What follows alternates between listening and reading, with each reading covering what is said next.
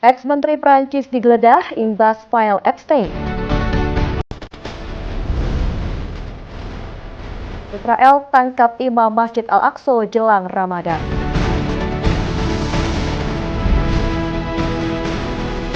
Sertifikat langka lalu terjual ratusan miliar rupiah. Halo pemirsa, senang sekali Mata Dunia kembali hadir menyapa Anda. Mata Dunia program yang menyajikan berbagai informasi terkini dari penjuru dunia bersama saya Rustulandari, dan inilah dia Mata Dunia selengkapnya.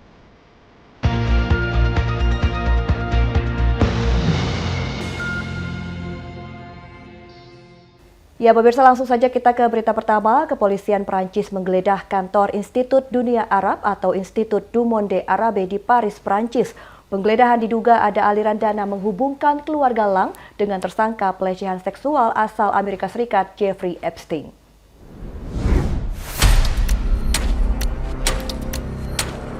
Kepolisian Prancis menggeledah kantor Institut Dunia Arab atau Institut du Monde Arabe di Paris pada Senin 16 Februari 2026. Langkah ini bagian dari penyelidikan terhadap mantan Menteri Kebudayaan Prancis, Jacques Lang, dan putrinya Caroline Lang. Penggeledahan atas dugaan aliran dana menghubungkan keluarga Lang dengan Jeffrey Epstein, miliarder Amerika Serikat yang tersandung kasus kejahatan seksual. Penyelidikan kasus ini dibuka pada 6 Februari mengenai pencucian uang hasil penipuan pajak terhadap keluarga Lang. Dilaporkan Euronews Senin 6 Februari 2026, Jacques Lang berusia 86 tahun mengundurkan diri dari jabatannya sebagai Presiden Institut Dunia Arab pada awal Februari 2026. Keputusan ini diambil tak lama usai Departemen Kehakiman Amerika merilis dokumen terbaru mengenai jaringan dan dokumen Epstein pada Jumat 30 Januari 2026. Nama Jacques Lang tercatat muncul sebanyak 673 kali saat berhubungan dengan Epstein antara tahun 2012 hingga 2019. Lang dikenal sebagai tokoh besar di Prancis, pernah menjabat sebagai Menteri Kebudayaan pada periode 1981 hingga 1986 dan 1988 hingga 1993. Caroline Lang berprofesi sebagai seorang produser film, mengundurkan diri sebagai Kepala Serikat Produksi Independen pada 3 Februari 2026, 3 minggu setelah pengangkatannya.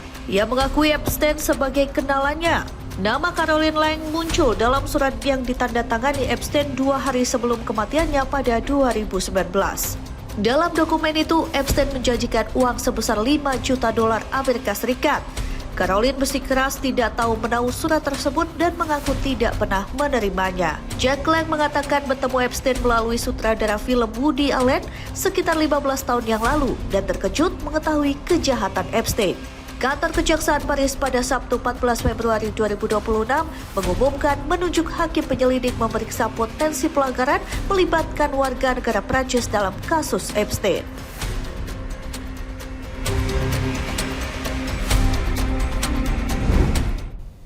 Ya, pemirsa, menjelang Ramadan, polisi Israel menangkap Imam Masjid Al-Aqsa Syekh Muhammad Ali Abbasi di kompleks masjid di Yerusalem Timur. Penangkapan terjadi saat meningkat tindakan otoritas Israel menargetkan Masjid Al-Aqsa.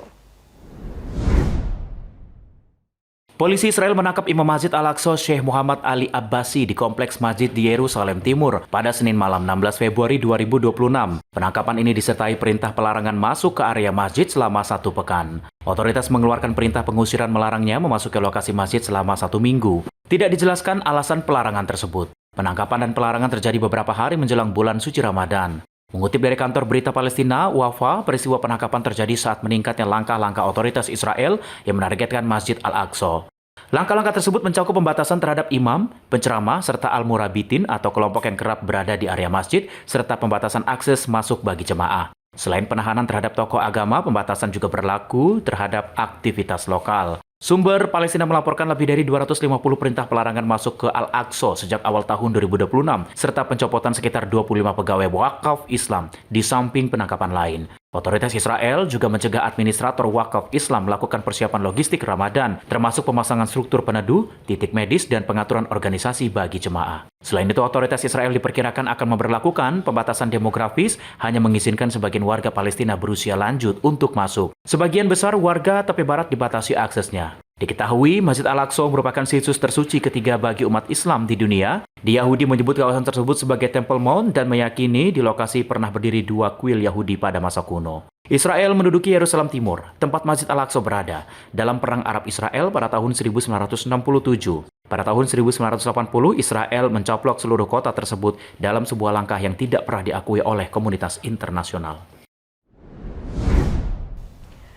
Pemirsa, Arab Saudi menetapkan 1 Ramadan 2026 atau 1447 Hijriah jatuh pada Rabu 18 Februari 2026. Sejumlah negara tetangga di kawasan Teluk seperti Oman, Qatar, dan Uni Emirat Arab juga mengumumkan awal Ramadan pada hari yang sama. Pemerintah Arab Saudi menetapkan 1 Ramadan 2026 atau 1447 Hijriah jatuh pada hari Rabu 18 Februari 2026. Pernyataan ini diumumkan Istana Kerajaan pada Selasa 17 Februari 2026. Pengumuman disampaikan melalui media pemerintah Saudi Press Agency yang menyatakan Rabu adalah hari pertama bulan suci Ramadan. Dilaporkan kantor berita AFP, penetapan awal Ramadan di Arab Saudi menjadi rujukan bagi banyak negara mayoritas Muslim lain, sehingga pengumuman dari Riyadh dinilai sangat penting. Sejumlah negara tetangga di kawasan Teluk seperti Oman, Qatar, dan Uni Emirat Arab juga mengumumkan awal Ramadan pada hari yang sama. Ramadan merupakan bulan ketika umat Islam di seluruh dunia menjalankan ibadah puasa sejak fajar hingga matahari terbenam.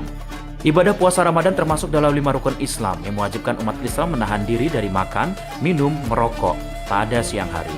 Umat Islam dianjurkan memperbanyak sedekah. Awal Ramadan secara ditentukan berdasarkan terlihat bulan sabit atau hilal.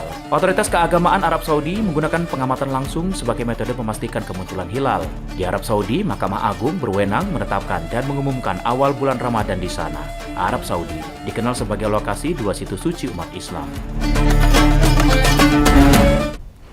Ya, berbeda dengan otoritas Arab Saudi yang menetapkan 1 Ramadan 2026 atau 1447 Hijriah jatuh pada Rabu 18 Februari 2026, Iran menetapkan awal Ramadan 1447 Hijriah jatuh pada Kamis 19 Februari 2026. Penetapan awal Ramadan ini berdasarkan pemantauan hilal. Iran menetapkan awal Ramadan 1447 Hijriah jatuh pada Kamis 19 Februari 2026. Sedangkan Arab Saudi memulai bulan Ramadan lebih dahulu pada Rabu 18 Februari 2026. Perbedaan penetapan ini diumumkan masing-masing otoritas pada Selasa 17 Februari 2026.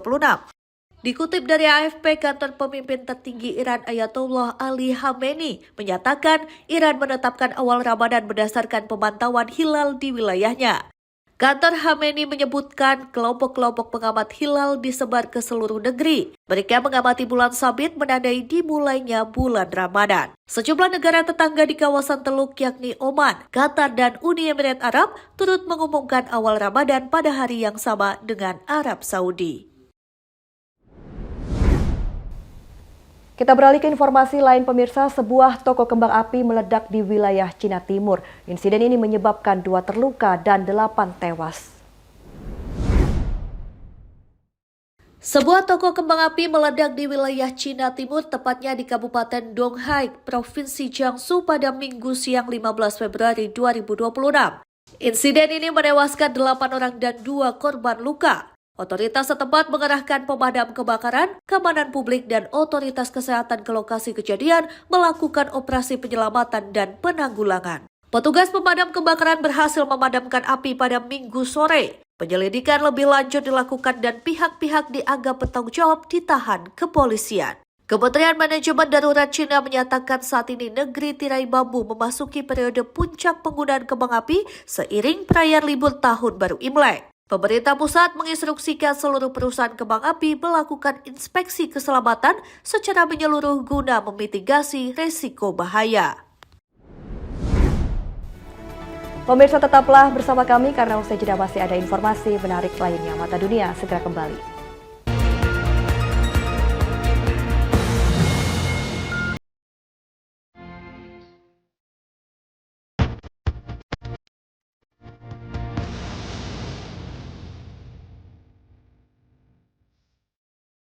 Anda kembali menyaksikan Mata Dunia. Pemirsa, penyanyi asal Malaysia Laila Sania mencuri perhatian publik lantaran karyanya. Ia merilis lagu pop Melayu bertema Imlek berjudul Sin Nian Renau. Sejak dirilis pertengahan Januari 2026, video musik dan lagu tersebut ramai diperbincangkan di berbagai platform media sosial.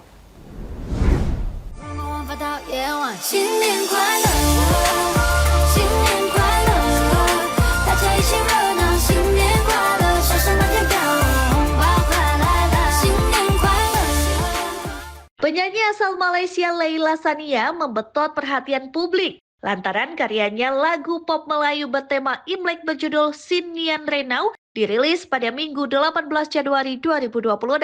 Rilis lagu berbahasa Mandarin bertepatan dengan momen perayaan Tahun Baru Imlek. Momen Imlek dikenal sebagai salah satu perayaan terbesar masyarakat Tionghoa di dunia. Langkah ini dinilai sebagai strategi timing yang kuat, karena konten bertema perayaan cenderung memiliki daya besar dan potensi tonton lebih tinggi selama musim liburan. Strategi pasar menyasar momen perayaan dan audiens berbahasa Mandarin secara global. Laila Sania mengumumkan secara resmi perilisan lagu terbaru melalui Instagram milik pribadinya. Dalam unggahan, ia menyampaikan lagu bernuansa perayaan Imlek tayang di kanal YouTube pribadinya. Secara musikal, lagu ini menampilkan nuansa pop modern dipadukan dengan unsur perayaan khas Imlek seperti lirik bertema harapan, keberuntungan, dan awal baru. Konsep visual yang cerah dan penuh warna merah turut memperkuat identitas tematik lagu. Sejak dirilis, video musik dan lagu ramai diperbincangkan di berbagai platform media sosial. Selain itu, unggahan Laila Sania mendapat ratusan ribu tanda suka, ribuan komentar, dan dibagikan pengguna dari berbagai negara. Antusiasme ini menunjukkan respons positif terhadap langkah Laila Sania yang memadukan strategi momentum perayaan dan ekspansi pasar internasional. Namun, tak sedikit mempertanyakan batas ekspresi budaya dan sensitivitas keyakinan. Laila Sania dikenal sebagai penyanyi Melayu Muslim fasih berbahasa Mandarin. Sebagian publik menilai perlu ada ruang diskusi tentang bagaimana seniman lintas budaya menempatkan diri, terutama ketika berkaitan dengan tradisi dan identitas keagamaan. Perdebatan ini memperlihatkan dua sisi dunia hiburan modern. Di satu sisi, musik menjadi jembatan antar budaya. Di sisi lain, publik semakin sadar akan sensitivitas menampilkan karya berakar dari tradisi tertentu. Laila Sania belum memberikan pernyataan khusus mengenai pro dan kontra tersebut. Namun karya Sin Nian Renau mendapatkan atensi besar dan menjadi bukti bahwa musik mampu membuka dialog sosial di tengah masyarakat multikultural. Pemirsa, pertunjukan drone spektakuler menerangi langit Shenzhen, Cina menyambut Tahun Baru Imlek 2026. Sekitar 4.000 drone diterbangkan secara bersamaan untuk menciptakan pertunjukan cahaya memukau di atas Shenzhen Talent Park.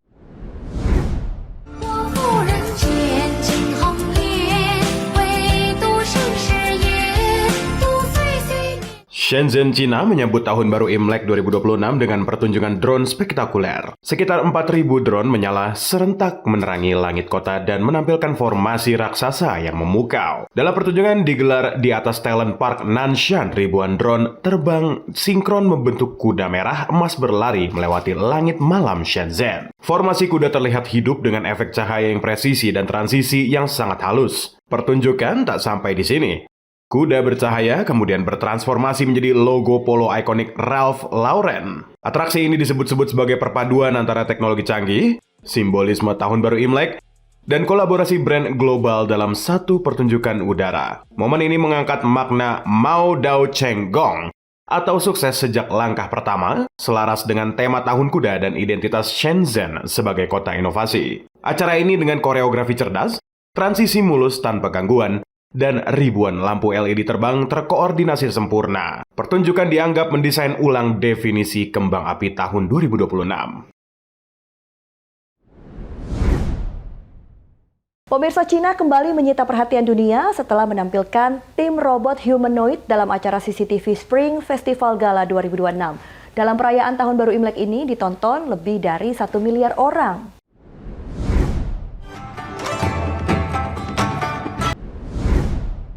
Kita ke informasi menarik lainnya pemirsa, YouTuber dan pegulat asal Amerika Serikat Logan Paul menjual kartu langka Pikachu Illustrator seharga 16,49 juta dolar Amerika Serikat atau sekitar 278 miliar rupiah.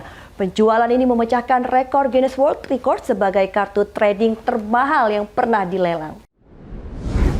We now have the record, the most expensive trading card of all time. YouTuber dan pegulat asal Amerika Serikat Logan Paul menjual kartu langka Pikachu Illustrator. Penjualan kartu terjual dengan tawaran 16,49 juta dolar Amerika Serikat atau sekitar 278 miliar rupiah melalui rumah lelang Goldin. Dilansir dari laman resminya, Senin 16 Februari 2026. Lelang kartu langka ini berlangsung selama 42 hari, sejak pembukaannya pada 5 Januari 2026. Harga jual ini melonjak lebih dari 3 kali lipat dibandingkan saat Logan Paul membelinya di Dubai pada Juli 2021.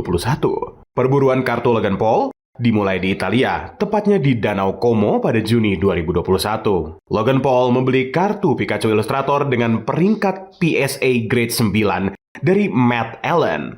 Transaksi ini membuat Logan Paul merogoh uang tunai sedalam $1.275.000 Amerika Serikat, dilansir dari catatan rekor Guinness. Akhirnya, lelang kartu langka dimenangkan investor Scaramucci. Ia merupakan putra dari Anthony Scaramucci, mantan pejabat Gedung Putih. Kartu Pikachu Illustrator ini dirancang oleh Atsuko Nishida untuk sebuah kontes di Jepang pada tahun 1998. Jumlahnya sangat terbatas dan hanya ada beberapa lusin di dunia, menjadikannya salah satu kartu paling langka bagi kolektor. Salinan milik Logan Paul memiliki grading 10 dengan tingkat kualitas tertinggi dalam penilaian kolektor. Kondisi sempurna ini menjadi salah satu faktor utama mendorong harga jual melambung tinggi. Dalam proses penyerahan, Logan Paul menyertakan kalung berlian dan kotak penyimpanan khusus pernah ia kenakan saat tampil di WrestleMania 38. Penjualan ini sekaligus menegaskan nilai fantastis pasar koleksi kartu trading di tingkat global. Pemirsa, tetaplah bersama kami karena usai jeda kami akan mengajak Anda untuk melihat jejak peradaban Islam di Nigeria. Mata Dunia segera kembali.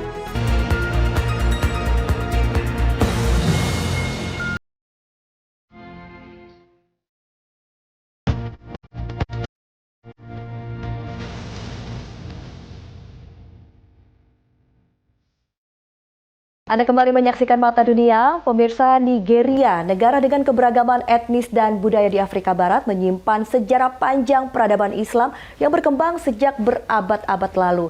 Dari pusat dakwah perdagangan, seperti apa sejarah Nigeria dalam peradaban Islam? Berikut tayangannya untuk Anda.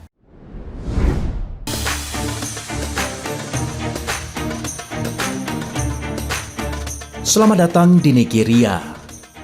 Nigeria merupakan negara dengan penduduk terbesar di benua Afrika. Di negara ini, Islam berkembang sejak abad ke-11 melalui jalur perdagangan Trans-Sahara, dibawa oleh para pedagang dan ulama dari Afrika Utara, serta kerajaan-kerajaan Islam di Afrika Barat. Masuknya Islam memperkuat identitas masyarakat di wilayah utara Nigeria, khususnya etnis Hausa dan Fulani. Dari sinilah muncul kerajaan-kerajaan Islam yang berpengaruh, antara lain Kerajaan Kanem Borno dan Kekhalifahan Sokoto yang dipimpin tokoh pembaharu Islam Usman dan Fodio. Hingga kini, sekitar setengah dari populasi Nigeria menganut agama Islam, menjadikan negara ini sebagai salah satu pusat perkembangan Islam terbesar di Afrika.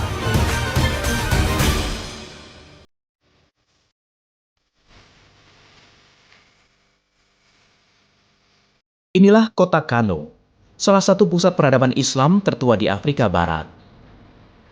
Sejak abad ke-14, Kano berkembang menjadi kota dagang yang ramai dalam rute perdagangan Trans-Sahara, mempertemukan bangsa Afrika, Arab, hingga pedagang dari wilayah timur. Sistem pemerintahan tradisional di kota ini dikenal dengan Kano Emirates, dipimpin seorang emir, tokoh yang dihormati dalam urusan agama, adat, dan sosial. Keberadaan Istana Emir Kano dan Masjid Agung Kano menjadi bukti nyata warisan budaya Islam yang tetap terjaga hingga hari ini. Tidak hanya sebagai pusat pemerintahan adat Islam, Kano juga menjadi pusat pendidikan Islam tradisional. Kano bukan hanya kota, melainkan simbol identitas Islam di Nigeria.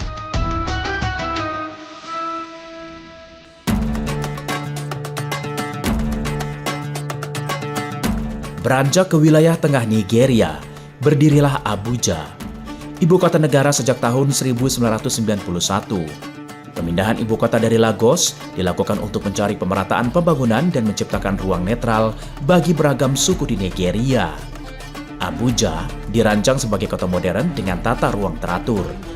Gedung pemerintahan seperti Kompleks Presiden, Majelis Nasional, dan Mahkamah Agung berdiri megah di pusat kota. Disinilah berdiri Masjid Nasional Abuja sebagai simbol keberadaan Islam yang menyatu dalam struktur kenegaraan modern Nigeria. Meski demikian, Abuja bersifat multikultural, menjadi titik temu antara agama Islam, Kristen, dan berbagai kepercayaan lokal.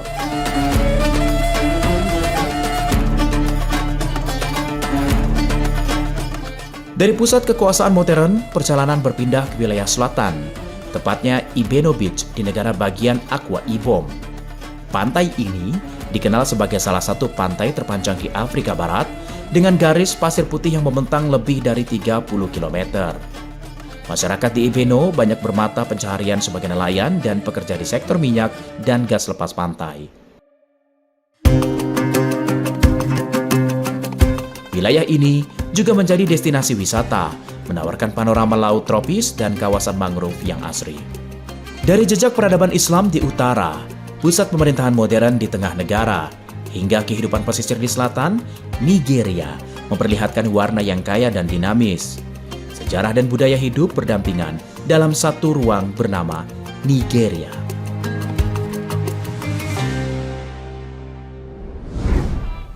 Pemirsa, informasi tadi sekaligus menutup perjumpaan kita di Mata Dunia kali ini. Saksikan terus Mata Dunia hanya di Berita Nasional TV. Saya Rustulan dari beserta kru yang bertugas pamit undur diri dan sampai jumpa.